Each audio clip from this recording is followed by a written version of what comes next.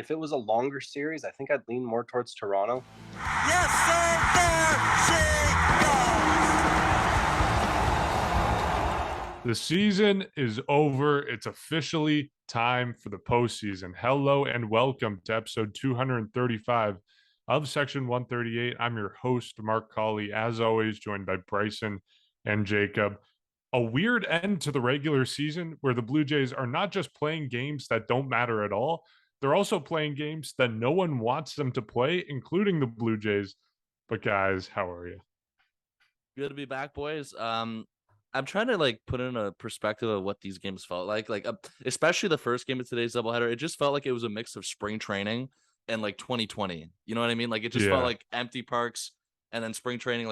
It looked like a spring training lineup. Bradley Zimmer's getting at bats left, right, and center. So it's nice to kind of sit back and not care about the results of this after, of course, since the last time you guys recorded, the Jays officially clinched home field.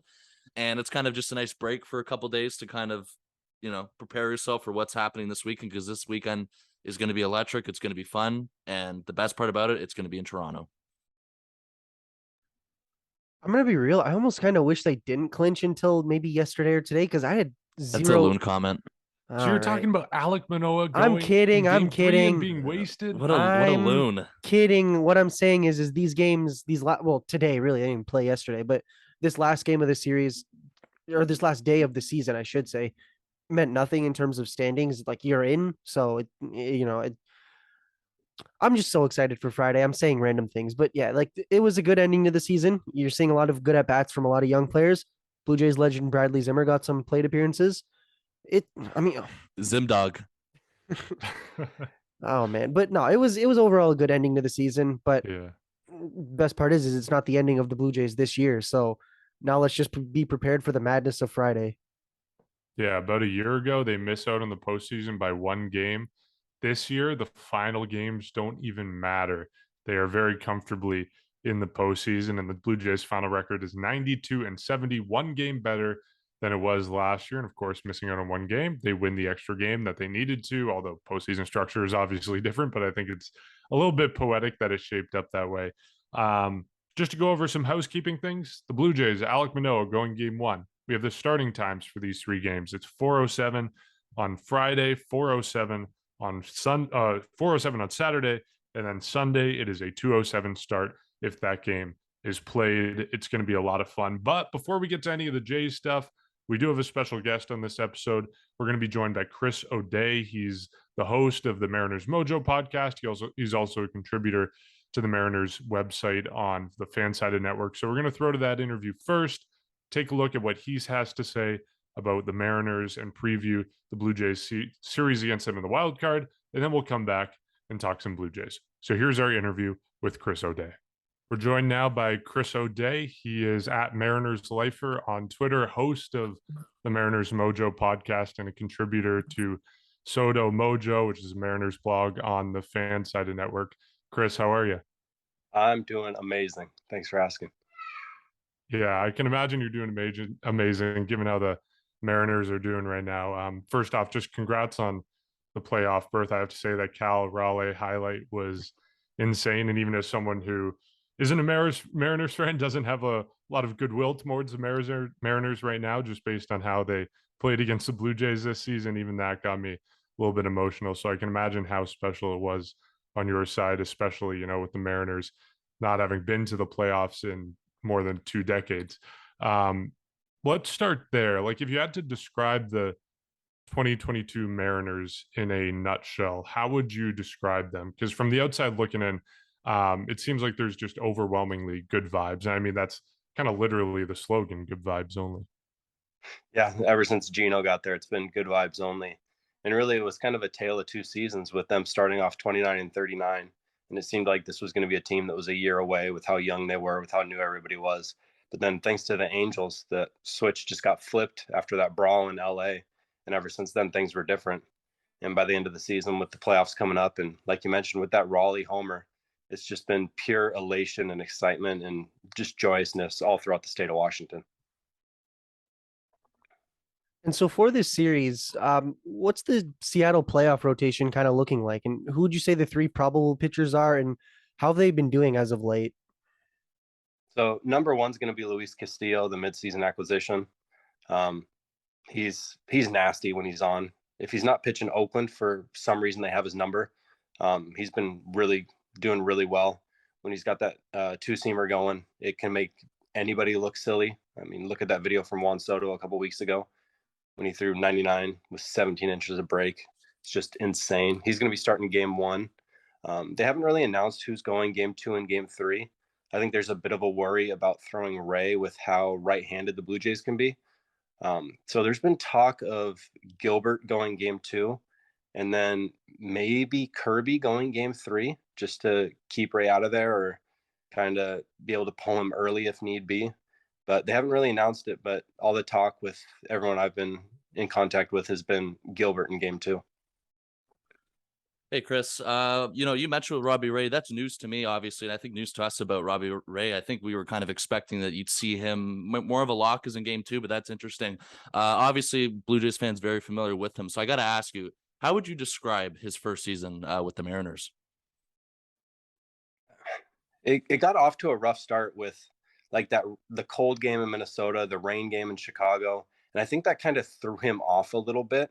It took him a while to get back to being not quite the Robbie Ray that we saw last year, but there was flashes of it throughout the year. I mean, he still ended up with 220 strikeouts or something like that. He was out there pretty much every day, going 6 innings. He was kind of the guy you expected.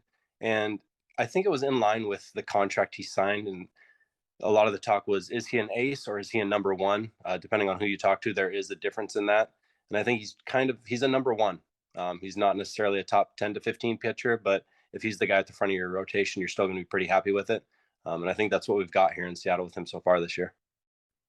Yeah, it's really interesting to hear you say that he kind of got off to a weird start because I think with the Blue Jays last season, it was kind of similar where I think there was like a freak injury where he actually fell down a flight of stairs In spring when he training, was yeah. holding his kid. Yeah. And that kind of set him back. And he had a weird couple first starts and then just kind of locked it down after that. But, even after that, I think there was some blips in the radar. Like, obviously, he had a phenomenal season because he ended up winning the Cy Young Award, but there were some blips along the line where he would give up a couple homers in a start. And that was always kind of his Achilles heel was the home run where he would strike out a bunch of guys, but he would also give up the long ball. I'm curious about the Mariners bullpen because I think the bullpen is obviously a part of a team that plays an outsized role in the playoffs. So I want to give you a little bit of a scenario and hear what you have to think about this. So the Mariners, let's say it's game one. They have a 2-run lead and the starter is coming out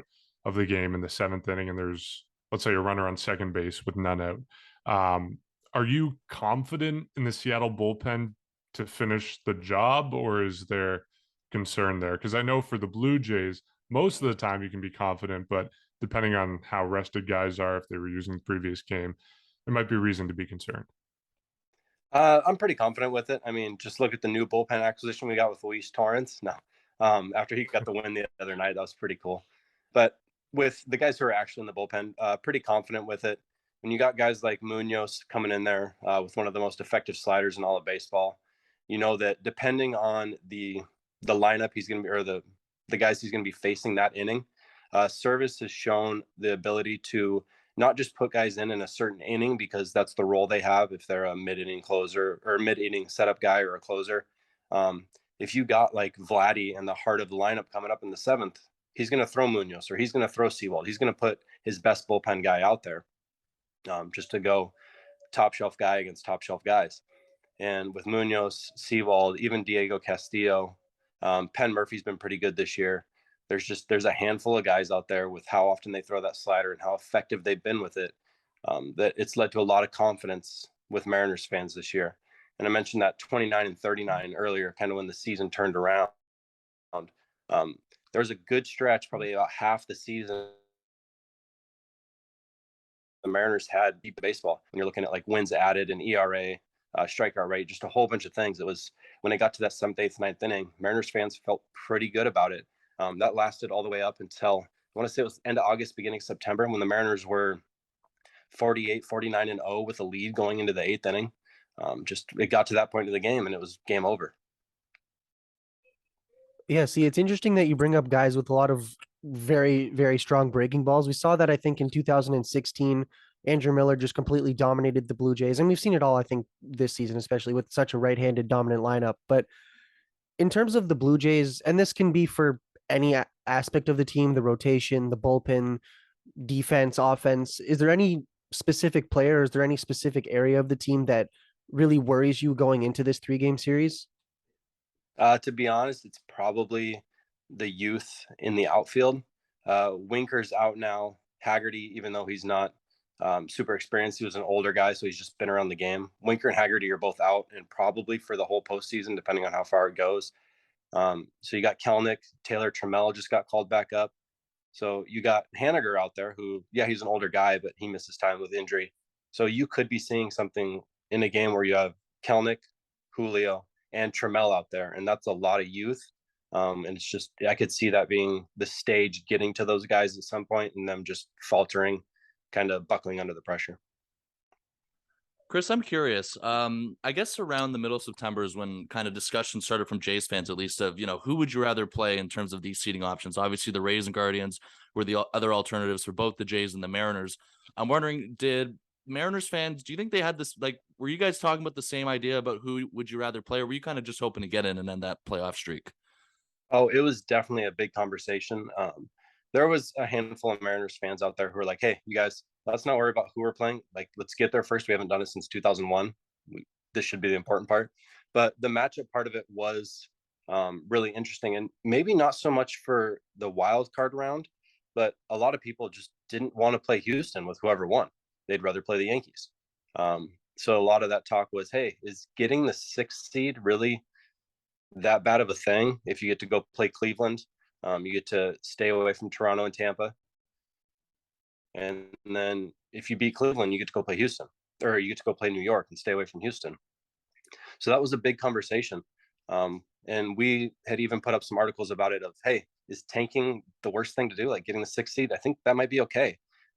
But personally, I kind of wanted the team to stick with it, try and get that 4 seed, get the home games, just so we could see all those Toronto fans come down across the border. But really going into the postseason strong with some wins and confidence was what I wanted for this team. And even though they didn't get the 4 seed, I think they're coming in pretty strong right now with how they've been playing over the last 4 or 7 games. You mentioned the fans right there. I'm curious about that because, as Blue Jay fans, we kind of have, I think, a concept of what Safeco or now T-Mobile Park is when the Blue Jays are playing there. But just watching like the highlights from the past week or so, especially the Cal home run, that environment seems insane. And I'm very glad that the Blue Jays aren't playing in it because I think on the flip side that there's a huge home field advantage for the Blue Jays at the Rogers Center. At least from my personal impression as a Blue Jay fan, I think it's a tough place to play for opponents. From your impression, like, is the Rogers Center a tough place to play? Does it have that kind of status outside of just Blue Jays fandom as a place that's really loud in the playoffs? I think you're right in that it is a tough place to play. You talk about how loud it gets, and I think there's always the added implement of going across the border, where it's just another part of the travel that you're not used to. So it just adds some of that pressure, adds some of that travel time, and especially for these young guys, maybe guys who haven't really gone across the border much or who haven't gone across at all, and now are able to with the recent change to entry into Canada. It's going to make it a little bit tougher. And I think you're right that it is going to be that extra added home field advantage for you guys. But on the other side, I think you mentioned, hey, it looked like Seattle was pretty crazy. Just whenever Toronto's there, the freeway I-5 all the way from the border up to Seattle is just loaded with Canadians going down there to watch the game, be in Seattle, be a part of it. So I think even if home field was in Seattle, you guys would have been represented pretty good there. I mean, regardless of which ballpark it is in or it would have been in, I think it's fair to say this is probably going to be one of the best wildcard series, at least this season, in terms of the matchups. But in terms of Seattle's roster, who they're going to bring to Toronto, who should we as Blue Jay fans and the Blue Jays on the field, who should they fear? Like, who should we not want to see on that field? And who do you think will do the most damage for this team, knowing that it is only 3 games? But who do you think is really going to be the all-star for Seattle? I think one guy, the obvious ones I'll get to in a minute, but I think Dylan Moore is the guy that you need to watch. He's been kind of a utility guy for his whole career in Seattle. But he's got power. He's got speed. I think he tied his career high with 21 steals this year, double-digit homers. When he gets on base, he's a problem. He's a pretty good defender. He should see more playing time with Winker out. So I think if he's able to get it going or have a hot game, that's going to be huge for the Mariners. Other than that, it's the guys you would expect: Ty France, Julio Rodriguez, and Eugenio Suarez. Julio had one of the best seasons out of anybody in baseball this year. I think he ended up hitting like 284, had like a 6.0 WAR. I mean, the guy's incredible. He's going to be the face of baseball, up there with like Vladdy, guys, those young guys who are just crush the ball, and they really do put that fear into pitchers every time they're up there because you know what they can do. And then Ty France, it seems like he's healthy again. When he's healthy, he's one of the best hitters in baseball. You can go back and look over the last year or two, and you can kind of tell when he's hurt and when he's not, because when he's healthy, he's a 315, 320 hitter, but he tries to fight through it a lot. But right now, it seems like he's healthy. So those are the guys that I would watch for on Seattle. And that Julio Rodriguez contract, that got a lot of Jays fans talking, obviously, because the Jays still haven't paid Vladdy, and that's kind of been a whole topic of a conversation. If that might, I guess, get done in the winter or not. But just curious, too, I know you've touched on individual players and everything like that. Do you have any in particular X factors for the Mariners, or for how they would do this if they would beat the Blue Jays this series? Any kind of maybe three of them who you think really need to be an X factor for the Mariners? I think it's going to be Dylan Moore, the guy I mentioned earlier, number one. If he can be on with that good defense, with that bat and speed, he can just kind of be a problem all over the place. Secondly, it's probably going to be somebody like Matt Brash. I didn't mention him earlier with the rest of the bullpen, but he's another guy with a nasty slider. If he is on, he's tough to hit, but he can also miss the zone a lot. And that's the kind of thing where if you're going into the eighth with say a 3-1, 4-2 lead, something like that, and all of a sudden you walk two guys and then you make a mistake, now you've given up the lead, and it happened real fast. So I think that's something to watch out for with a guy like Brash, where you might see him go 1-2-3, and you might see him go 1-2-3 and get pulled from the game because none of those guys got out.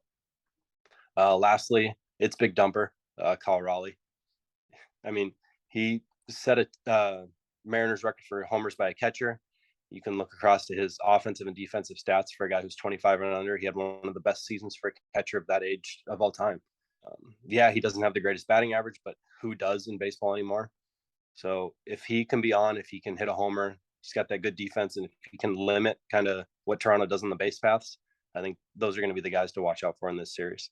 It's nice to hear you mention Matt Brash because, of course, he's a Canadian kid, and I'm sure even though he's going to be playing with a home field disadvantage, he is going to be playing to some extent at home. He's from Kingston, which is maybe 2 or 3 hours from Toronto, so that'll be exciting to see him have a little bit of homecoming of sorts. Okay, just to wrap it up, 2 final questions. The first one, what's sort of your confidence level going into this series? Like 1 to 10, how confident are you that the Mariners will be able to pull out a win? You talking like just winning a game? I'd say 7 Winning or 8. the series. Yeah. Yeah. I mean, I'd probably go with 6. I like the Mariners bullpen. I like their starters. If it was a longer series, I think I'd lean more towards Toronto. But if they're able to just get that first game out of Castillo, who, depending on how I feel about like Manoah or Gossman, I think Castillo is probably the best pitcher in the series, especially if he's on. So I think that gives a big advantage to the Mariners for this. So that's why I'd lean towards probably a 6 or so for a confidence level. Okay. So I take it after that answer that you'd predict the Mariners win? Yeah. I think that confidence level of 6 goes along with if they play the series 10 times, the Mariners win it 6 times. Yeah. Where it's that level, it's close. It's a close matchup. Both these teams are low 90s wins teams. They can get hot at the right time. They're hard to beat, but they're wild card teams for a reason. So yeah, I think when it comes down to it, Sunday evening, afternoon, whenever it happens, the Mariners are the ones who walk away with a 2-1 series win. Okay. I was going to ask you how many games it was going to take for 2-1. Nice. I obviously disagree with you as a Jays fan, but I'll take it. And certainly looking forward to this series. You know, expansion sisters from day one, and this is the first time they get to play not only against each other in the postseason, but in the same postseason period. So it's going to be a lot of fun to watch. Chris, thanks for joining us. Yeah, thanks for having me on, guys. That was our conversation with Chris O'Day. Huge thanks to him again for joining us. You can find him at Mariners Lifer on Twitter. He's the host of the Mariners Mojo podcast and a contributor to Soto Mojo, which is a Mariners blog on the Fansided Network. Go check out his work there. So that's the Mariners side of things. And first, before we get into any of the Blue Jays things, I want to touch on one thing that Chris said that we all found really interesting, and that was the fact that he mentioned Robbie Ray may not even be starting in this series. And we've been talking all season about the potential of Robbie Ray coming back to Toronto or not coming back to Toronto given the vaccine status. And that was a huge point of conversation with the Blue Jays. But to hear that he may not even be starting anyways, even though the vaccine mandate has been lifted, is really fascinating. I'm curious what you guys think about that because, our memory of Robbie Ray is of him being the wild card, or excuse me, the Cy Young winner in the American League last year, him being one of the most dominant left-handed pitchers in Blue Jays history, at least one of the most dominant single season performances in Blue Jays history. So to hear that he might not even be returning to the Dome is really surprising.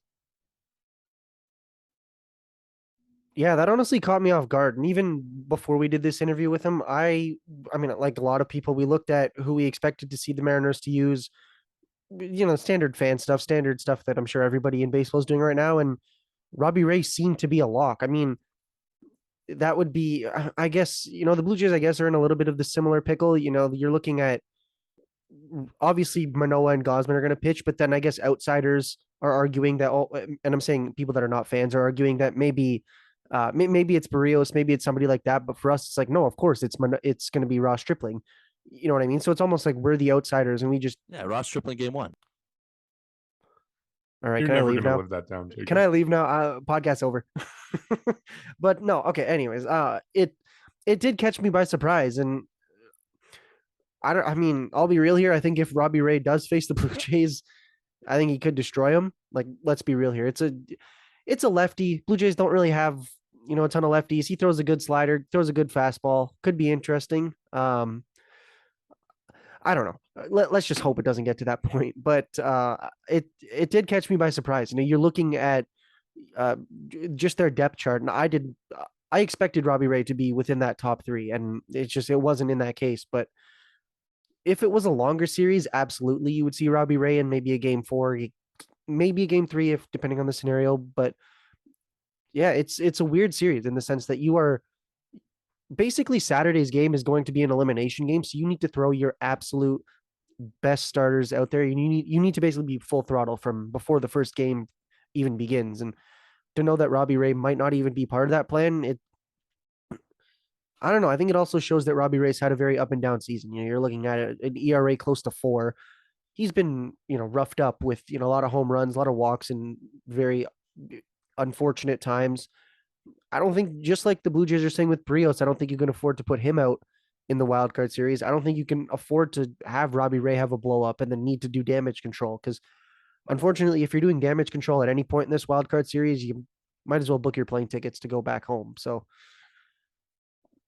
I think it's advantage Blue Jays, I guess, in some sense. You're not facing Robbie Ray, but we'll have to see. I don't want to say that just because you're not facing Robbie Ray, it's the greatest thing in the world, because there are obviously other pitchers that are good, and their game 1 starter, I think we put out Alek Manoah. I think it's going to be a difficult one from the get-go. So I'm just excited to see this, and we'll have to see how this whole thing plans out, because other than game 1, I don't think anything is officially confirmed. So we could see Robbie Ray, but it's looking from people that know a lot more from us that we are not going to see him, and would be kind of fitting. He can kind of just sit on the bench and admire what he almost missed out on, or did miss out on, but doesn't matter. Blue Jays in 2, but they won't even need Robbie Ray. I'm kidding. That was a joke for later on. I thought we were saving our predictions till the end, but I mean, hey, that was a joke for later. It'd be a real shot in the arm if Robbie Ray, everything went according to plan, and Robbie Ray saw that, of course, if you understand the reference. That was shocking to me also, about Robbie Ray. Now you guys are getting it. About Robbie Ray not being actually a lock don't for get game it. 2. Okay, maybe Mark gets it. I'll explain it after. Anyways, what I'm trying to say is, yeah, like, I'm with you, Jacob. This shocked me. I just had the assumption, obviously, it's kind of like a when the playoffs start, everything is very secret. Of course, like you mentioned, they've only really announced one starter for both teams. And of course, Luis Castillo for Seattle. It'll be Alek Manoah for Toronto. Other than that, everything, of course, is off, I guess, just privately. Nothing's being, I guess, leaked out or anything like that. Of course, it's all speculation as well from what Chris is saying. But the fact that it isn't, I guess, upwards of a lock that the fact that he mentioned not even pitching in the series alone was what shocked me even more, because if it's not going to be game 2, then okay, maybe game 3. But the fact that he, mentioned the alternatives, of course, they're Logan Gilbert, of course, who's a righty, and George Kirby, who is another righty for the Mariners, who could potentially be a better matchup on paper, because, of course, what Chris was saying about how, throwing out Robbie Ray against this Jays lineup, which was a bunch of righties, on paper, it doesn't look very good. Of course, it makes the Jays lineup a lot deeper, just the fact that they all have pretty much all righties in their lineup. So that's what's interesting with me on that one. I was always intrigued about what a Mariners fan thought with Robbie Ray this year, because, of course, I think we were kind of keeping tabs on him the odd time. Usually you kind of do that, with the former player the year after he leaves. Of course, the same thing with Marcus Semien. But you look at the year Robbie Ray had, and it was nowhere close to what he had obviously last year with the Blue Jays. I mean, he had a really rough start, and I believe April and May. I believe May was actually his worst month, or it was up there with his worst month. And then June he had a turnaround, and basically from what I remember hearing, I guess that was kind of a similar time to when the Mariners came to town the first time, about how he had to make some mechanical adjustments, and what he was using with the Jays just wasn't working with Seattle. Who knows what was happening with that? Maybe it was the Pete Walker effect. Maybe it just teams made adjustments on him. And we've talked about this all year about how teams have made adjustments pitching to the Jays, especially a guy in particular like Vladimir Guerrero Jr. Well, the reigning AL Cy Young Award winner, of course, you're going to make adjustments when you're facing him. But after that month of June, he flipped back to, being, I guess, the Robbie Ray of April and May. I think he had an ERA of 5.40 in July. August was good, and then he didn't end off on a good note. I know his last start against the A's, which was a few days ago, he allowed multiple runs to them. He essentially got lit up to them his last start around. So ironically, it's the game that allowed the Blue Jays to clinch home field advantage, I believe. It was, it got them pretty much close to it. So, Jacob, I'm going to disagree with you if the fact that he would destroy the Jays. I think it's not as much of a lock that is the case if he does pitch. The Jays know him well, as also you're going to be in Toronto, and I just think that they definitely have a chance to get to him, and they have a chance to get to them with all these pitchers. I mean, the Jays lineup compared to the Seattle lineup, to me, the talent wise and the production wise, it obviously leans towards the Jays, and that might be the deciding factor this series is the lineups, because both teams have phenomenal pitching staffs. Of course, I do agree with Chris about having Luis Castillo is probably the best pitcher in this series. Alek Manoah has been just as good, but for the Mariners, Luis Castillo, they got him for a reason. They got him away from the Yankees for a reason. They signed him for a reason for 5 years. That's going to be obviously the toughest hurdle. And of course, the Jays have just as good pitching though. Other than that, after Alek Manoah, you got Kevin Gausman, you got Ross Stripling potentially. There's the option of Jose Barrios. We don't know about that, but either way, Kevin Gausman in a potential game 2. You like where things line up about that. So if that cancels out, to me, the deciding factor this series is going to be the lineup. And if they are able to get to a Castillo, if they're able to get to Ray, no matter who it is pitching for the Mariners early enough, I think it's going to be the advantage is definitely for the Blue Jays. Right. So let's talk about that. We asked Chris what the X factor was on the Mariners. What's the X factor for the Blue Jays? Like, who is the guy or the guys that need to show up in order for the Blue Jays to win this series, whether it's 2 games, whether it's 3 games? I'll put one name out there right now. I think one of them is Kevin Gausman. And I've talked about all year about how his numbers are actually better than they seem, and he's gotten horribly unlucky, one of the worst BABIPs among qualified starters in baseball history. But luck doesn't really matter in the playoffs. It's one game, and that is all that matters. You don't have an aggregate to look at and pare it down and say, well, in the whole, this guy's actually been pretty good and good strikeout numbers and doesn't walk many people and doesn't give home. Like, none of that matters if you lose a game and you lose a series. So I'm going to put Kevin Gausman as one of the big X factors, and if he can perform against the Mariners in this series. Another X factor on the offensive side of things, I think, is going to be Vladimir Guerrero Jr. We saw him, little bits and bursts of him getting hot towards the end of the season. We saw that huge home run on Monday night that went over the left field wall, which is a feat in and of itself to do at the new Camden Yards. But if he can maintain that, if he can stay hot, if he can show up in the playoffs, that's another guy I'm going to be keeping my eye on. I think he's going to be making a big difference on this team. And then the last honorable mention I'll give of a guy who is not an X factor at all, or I'll say two guys who aren't X factors. George Springer, because he's done it in the postseason year in and year out, and he's getting paid for October, and he is going to show up. And then the other guy I'll say, even though we've never seen him in the postseason, Alek Manoah. So I'm interested, what are your guys' X factors for this series? Who needs to show up and perform in order for the Blue Jays to win? See, I don't want to repeat you, but it absolutely has to be Vladimir Guerrero Jr. And if this truly is his house, he truly is the face of this franchise, you show that by performing in the playoffs. And yes, I don't think that he needs to carry. You still have Springer, you still have Bichette, who can be, he's still a good hitter, like regardless of the things here. But you have a lot of good players, a lot of good offensive players, defensive players. Like this is a very well-rounded team, but this is the guy that people have expected to be the next Aaron Judge or what, maybe not hitting 62 home runs, but this is the next guy that people have expected to be the face of the franchise. And if you're going to do that, you need to do that in October. And you need, especially since you're now at home, this is your first playoff game at home in your career. So you do need to really turn things around. And it's been an up and down season for him. I know 32 home runs is, it's not bad. Like it's average. It's decent, but no, it's pretty darn fantastic. good. It's fantastic. But especially, I know we're comparing him to Mhm. Aaron Judge right now, and that's just unreal. But Aaron Judge leads the rest of the pack by like 20 home runs. I think Kyle Schwarber It's is not a even runner close. up right now, and he's like 44, 45 or somewhere around there. So that's a much more friendly comparison than using someone who's having the best offensive season in history. no, when I said Aaron Judge, I meant like the face of the franchise. I'm not like, I don't think you can compare anyone to Aaron. I'm To just Aaron saying, Judge. like, when we look at the aggregate home run Yeah. numbers, I think it's a little bit deceiving to compare it to where the rest of the league is at, because Judge just blows that out of the water. But what I mean is it's still like, if you look at this season independently and say we have a guy that's hitting 273, I think 32 home runs, like he's having a very, very good season. It's still not what you expect out of Vladimir Guerrero Jr. You expect it, especially after last season, to be a little bit better. I think if you're going to turn things around, like I don't really care if you didn't hit 40 home runs or 50 home runs, whatever we all predicted he was going to do in back in March or February.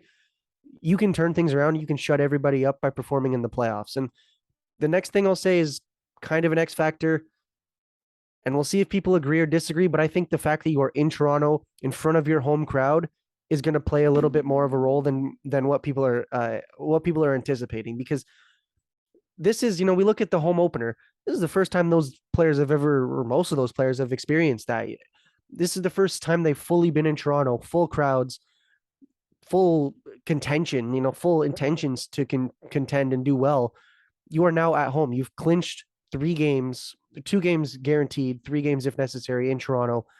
I think just everything from Tim Langton calling that starting lineup, hearing your name get called and hear 50,000 people scream, seeing the Jordan Romano light show, hearing people call and just do the wave. I know people don't like that, but the whole atmosphere, I think it's going to be more of a factor than people realize. And like at this point, you might as well put some of us in that lineup with all the adrenaline running through our veins. But I do think that that's going to be more of a factor than people realize. And you are at home, and yeah, it's fun to be at home. Yeah, it's nice as a fan to go watch or watch on TV. But if you're one of those players and you know that all of these people want you to do well, I don't know how that doesn't play more of a factor than people are anticipating it to do, or anticipating it to be. But I think the key here is this team is good.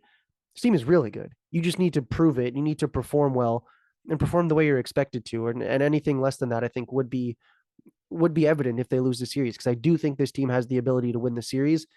It's just, are they going to go out and do it? Yeah.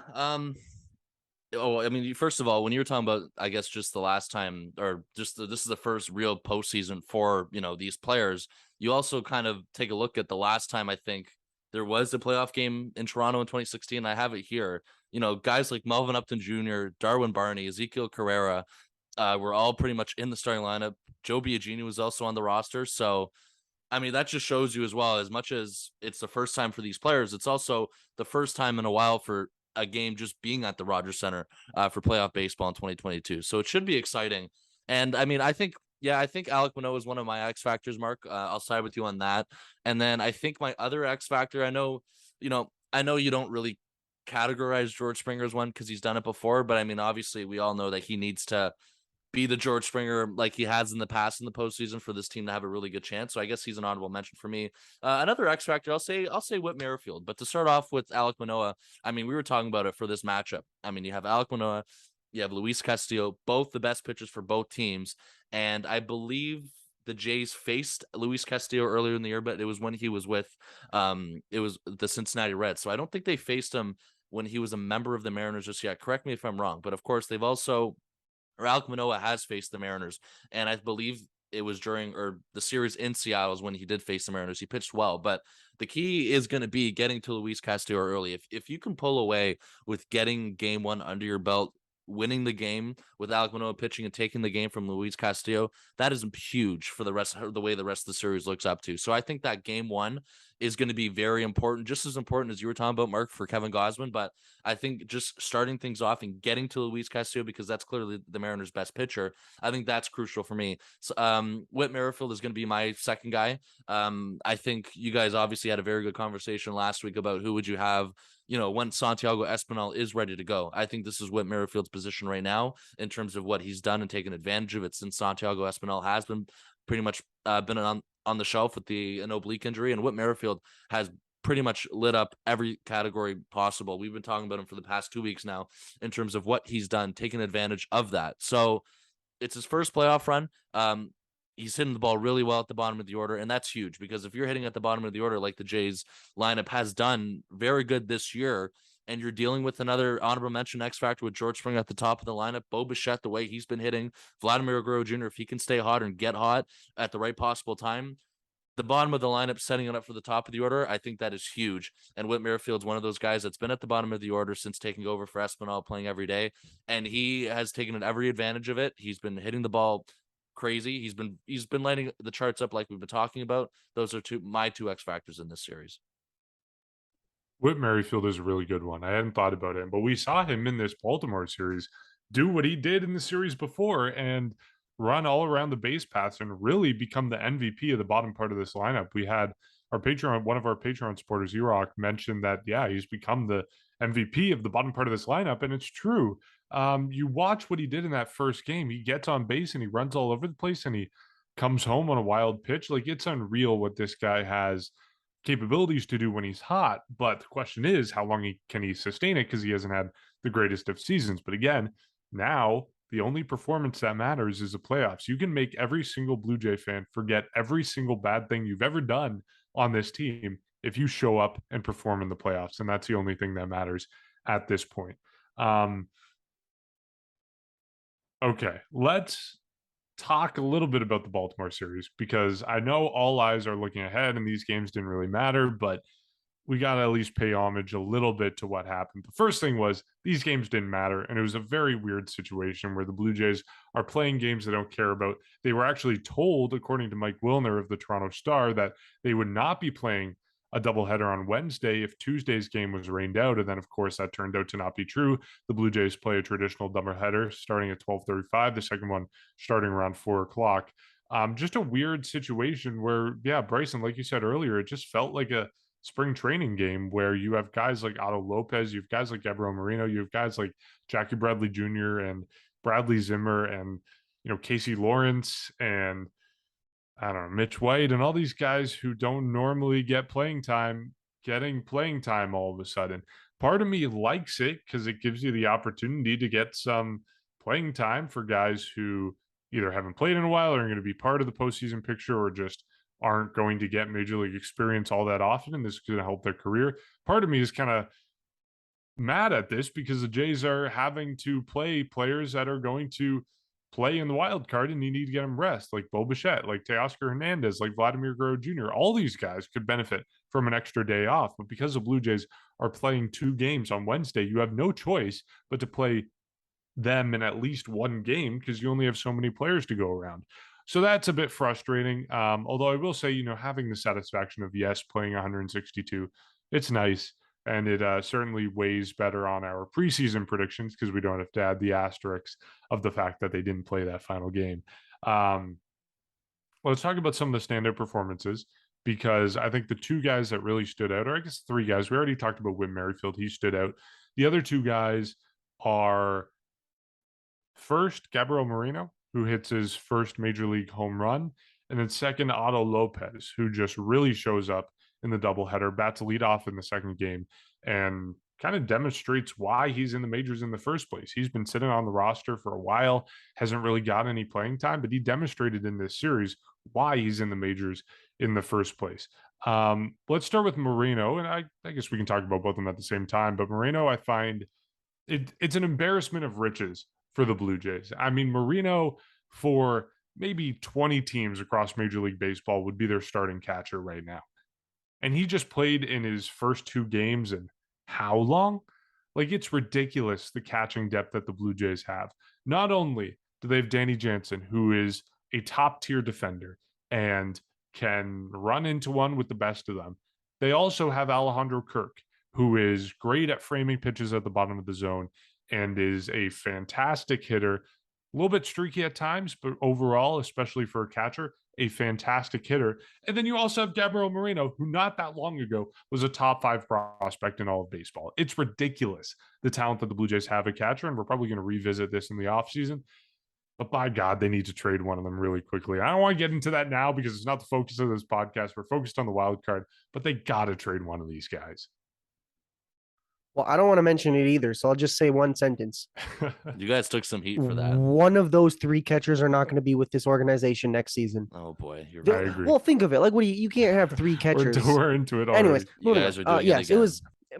it was a very, very good performance from him. And it almost kind of reminds me, just the whole doubleheader scenario reminds me of the 2000, I guess you can call it 17, 18, 19 days where prospects were called up late September. Nobody really cared. Like it was nice to see them, but team was out of it. Like, no, we get to see these prospects and then go see one of the best rosters in baseball compete for a playoffs or compete in a playoff game in less than 48 hours at this point. So it's exciting to see. And, it was nice to see that first home run. It was nice to see, Otto Lopez. He had actually, 5 hits today, which is ridiculous over the 2 games, and then 6 hits all throughout the series. This is like, it was a good thing to see. You're seeing, especially him, he had his first career RBI. It's nice to see the kids come up, and the kids that have been sitting there on the bench all month. It's especially nice to see them go. And one thing, I don't know if I've said this on air, but I feel so bad for Bradley Zimmer. Like, this guy sits there, and there's this one meme. I'm not sure if he's a legend. Well, there's I don't Zim know if Dog. you Shady. Zim Shady. That too. No, there's this one meme. I think I've shown you, Mark, where this one guy will post whenever the Blue Jays win, he'll be like, "You just lost to," and then it's all these really. Hey, old let's give him a pictures. shout out. It's Alejandro Kirk memes on Instagram. Yeah, okay. So yeah, it's Alejandro Kirk. Absolute funniest thing I've ever seen ever. But whenever Bradley Zimmer plays a role, he has like a picture that says, "You just lost to 2 innings of Bradley Zimmer." Like, the fact that you are known as being like the defensive replacement and like that's it hurts to see. I can't imagine that it feels great to be that, but at the end of the day, he's on a playoff roster and he got to celebrate with everyone. So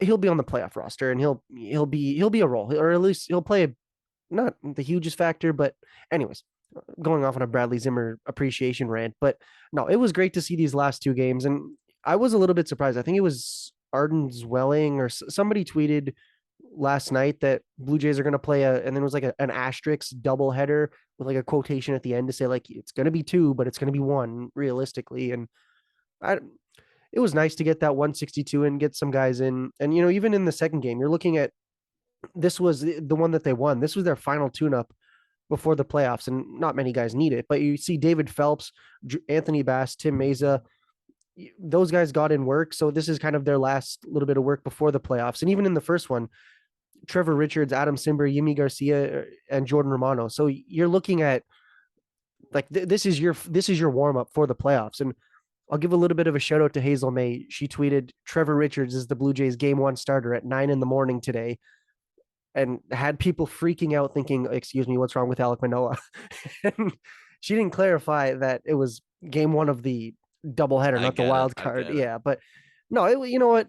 I'll take it. You play 2 games. Yeah, ideally you have Bo Bichette and Guerrero and all these guys sitting out that extra day, but honestly, I don't think they need it. I think that extra bit of tune up is always great. And at the end of the day, they finish the season on a high note with a win. So you're now going into these playoffs thinking, yeah, we just beat the Orioles 2 out of 3. They won 5 out of their last 6, which is a good thing to notice too. Like this team is coming into the playoffs hot. And at this point, everybody that knows that they're going to be a key role in this playoff series, they got their work in. And now we're just looking for them to do it again come Friday. The only goal in mind that I had for this series was nobody get hurt. George Springer is not allowed to touch the doubleheader, which happened. And of course, I don't even know if I wanted people like Bo Bichette or Vladimir Guerrero Jr. playing any of the games. But of course, I mean, you can only go to your bench so much with that lineup they were rolling out, even with those guys in the lineup. So that was the main objective for me. Nobody got hurt. No, sort of bench clearing anything with Brian Baker or anything like that. Luckily, nothing happened. But that's where I was focused on. And again, I said at the top of the episode, a couple days to kind of kick back and relax, knowing that no matter what happens here, the Jays got what they want. They got home field for this wild card series, and everything was basically set in stone. So it's a nice change from what you were talking about, Mark, about just a year earlier and how devastated we all were that next morning or that same day. I think we recorded actually. So that was just my whole goal of that. I think we had an idea that because that was the case, because the Jays clinched home field on their off day, or not even their off day, but the night they flew out to Baltimore is when pretty much everything, or after game 1, sorry, is when everything was pretty much determined. We had a feeling that all these guys were going to get some rest days, and of course you're going to have what we saw today with those guys. And shout out to Otto Lopez, especially for me. Definitely a guy that's been up and down on the roster all year, taking advantage of what he did today. He was hitting the ball really well. And for Gabriel Moreno, I mean, this touches into the talent that we knew he had. And he's a guy that, of course, you talk about it, Mark, behind a lot of, or on a very good team with a good catching depth. And, that's pretty much held his position back on this team because of that, because he got Danny Jansen swinging the bat like he at an insane level, and Alejandro Kirk being the good hitter he is. There was simply no room for him on this lineup. He came up for a bit, of course, when it was Danny Jansen got injured for a bit, and then of course he went back down. But then in September he was back up again, and they've been kind of carrying 3 catchers the rest of the way. And I think a part of that is because of how good Danny Jansen's been playing, and we've seen it later in the year where there's been scenarios also where it's not just Kirk DHing and Jansen catching. Well, there was a start where it was the last Alek Manoah start actually, where Jansen was the DH and Kirk was the catcher. So that was kind of an interesting thing they had on that. And this kind of ties into Bradley Zimmer though, because I'm going to throw it back at you guys with the question. This has been another heavy debated topic, and it's going to contradict what you said, Jacob, about Bradley Zimmer being a lock on this playoff roster. Because for me, he is not a lock whatsoever on this playoff roster. To me, I don't think you need Bradley Zimmer on this playoff roster if you have Gabriel Moreno playing well, and if you have Danny Jansen and Alejandro Kirk at the same time playing well. Do you guys but think they don't fill the same role? Like Bradley Zimmer is a pinch runner and a defensive replacement. Jackie Bradley Jr. I guess I like Zimmer better than JBJ though. If you're choosing between them, I choose Zimmer. I disagree with both of you guys. You're not looking for offense from that position. To me, you have Gabriel Moreno on that playoff roster because of the fact of how good Danny Jansen's been playing. Bradley Zimmer's batting less than what he weighs. I don't feel bad for him, of course. But you don't need him to hit. No, of course not. But let me finish. But this was what Jacob was saying about bringing this up. I'm very intense with this because it's obviously the playoffs. But I don't see a need for Bradley Zimmer on the playoff roster. If you have Gabriel Moreno and you have Danny Jansen and Alejandro Kirk playing well, that's my question to you, even though I kind of already got my answer. But I just think that that's something the Jays got to consider for Friday morning at 10 a.m. Well, one thing just really quickly, I know we'll probably hear about this in the next couple of days, but there's nothing confirmed about Lourdes Gurriel Jr.'s health. So yep, maybe they do keep both of them. Like if he's not 100%, I think, who was it? It might have been Joe Siddle at the end of the game saying if Lourdes Gurriel Jr. is not 110% ready, he's not on that playoff roster. So there's a very good chance you see Tapia starting, and then you have both Bradley Zimmer and Jackie Bradley Jr. in your outfield. And if they advance past that, then I think, have a better debate. But at least right now, I think it's fair to say that both of them are there, unless we hear astonishing news in the next day, really. How's this for you, Bryson? I'm listening. Bet you a beer in game 1 because we're all going to the game. I'll bet you a beer that Bradley Zimmer is on the postseason roster. What about if he starts? Okay, I'm not doing it. There's no chance in hell he starts. If he's on the postseason roster, you buy me a beer. If he's not, I'll buy you a beer. Let me think about it. I I'll think take I that might if he says follow through no. with that. Oh, I what? need an answer now. Next 5 Wait, seconds. All right, go ahead. what was Jacob saying? No. I'll No, you think go about it first. through If the you end. if you don't take this, I will Think about gladly. it. You can't think about it. We're on the Sure I clock am. here. This isn't Shark Tank. Just make the deal. Just make the Shark Tank reference. I don't know. I like you guys don't have any hope for Moreno on the playoff roster. I Like, I don't if think you it's you can- thought about necessary. it, Like You can before have this both. week, he hadn't played since September 22nd. Like but it's to allow Jansen and Kirk to be in the lineup. Isn't that your best lineup every day? that's That's what I'm that's trying to say. It's not about. It's I about think having Jansen there I and think Kirk. Jacob's right though. You can have both of them if you With I think you Gurriel not leave playing. JBJ off the roster. To be honest, I think you leave JBJ off the roster. Wow. Yeah. No. Okay. I see differently from that. But I mean, if of course, if Gurriel is injured and if that's the case, then obviously it's not a conversation. But if he is ready to go, because we know if he's going to be limited to pinch hitting duties, I guess at the start. So it is likely you're going to see Tapia do start in left field anyway. But I don't know. I just thought it was interesting knowing that if those guys are ready in terms of him and Espinal to be on the roster, maybe it's a conversation to have. I'll take your bet for it. Okay, there we go. If Zimmer's on the roster, Now, do you give bet me a me beer. that JBJ's off the roster and he's what if? Can I throw it No, I back don't at you? feel I as bet you he's confident on the on that. roster. I don't feel as confident on Okay, that. That's okay. it's a hunch, but I don't know. The other guy that's also involved in this conversation now is Mitch White because the Blue Jays optioned him after he appeared today in the doubleheader. And because of that, he's no longer eligible for the postseason roster unless there's an injury on the postseason roster and he needs to replace him that way. So that's another spot you get on the roster because Mitch White isn't going to be on it. So I mean, that pretty much guarantees that Yusei Kikuchi is going to be on the postseason roster because you need some sort of guy to eat innings in the worst case scenario that you needed. But yeah, that's another factor in this conversation where you aren't, I don't want to say wasting, you aren't using a spot on Mitch White. So you do have a little bit extra room if you need it for someone like Bradley Zimmer or JBJ or Moreno or whoever it may be. Okay, so we are getting towards the end of time here, but final thoughts before we get to series predictions. And I think this is the biggest series prediction we've ever done on this podcast. But that's for the next question. First off, final thoughts, final impressions about this series to come on Friday, less than 48 hours away.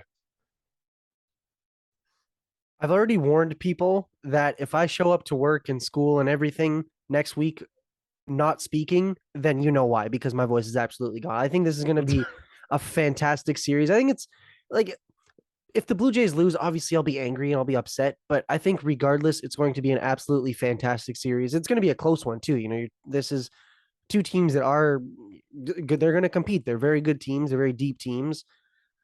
I do think, like I said at the beginning, this Blue Jays team is going to benefit from that home field advantage. And it's probably what, maybe I know the home opener was technically a sellout, and I think they've had a lot of sellouts this season, but this is going to be the first true sellout where people are not going to say, oh, well, we can just like not go or whatever.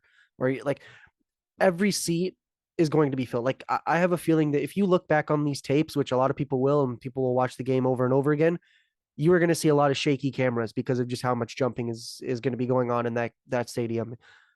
It's going to be one hell of a weekend, regardless of who wins. Although, let's be real here, we want the Blue Jays to win. We want them to face, who is it, the Astros in the division series? Yeah, so we just want the deepest playoff run possible, and I think this series is going to be a lot of fun for everybody. True, honestly, like the fans and the players.